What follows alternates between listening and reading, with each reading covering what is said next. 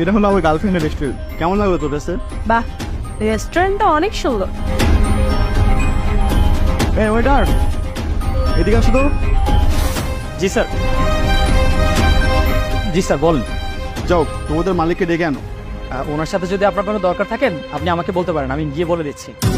এখন এই দুপাশে ওটার কাছ থেকে জানতে হবে যে কার সাথে আমাদের দরকার আছে আর কার সাথে দরকার নেই। এই শোন, তুই যেখানে চাকরি করিস না, এই রেস্টুরেন্টের ওনার আমার গার্লফ্রেন্ড, বুঝতে পারছিস?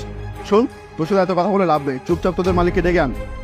আচ্ছা, আপনি তাহলে মুনাপুর বয়ফ্রেন্ড? বাহ, হে ছেলে দেখি তোর গার্লফ্রেন্ডকে আপু বলে সম্বোধন করছে। আরে মীরা, তুই বুঝিস না, এসব কাজ তো হচ্ছে ওদের মতো ছোট লোকদের কাজ। ওরা হচ্ছে বড় লোকদের সাথে আত্মীয়তা করবে যাতে ওদের অনেক লাভ হয়, ওরা টিপস পায়, ওরা বেতন বাড়িয়ে নিতে পারে। দুলা ভাই, আপনি আমাকে ভুল বুঝতেছেন, আপনি আমার পুরো কথাটা তো শুনবেন। এই শোন, একদম চুপ।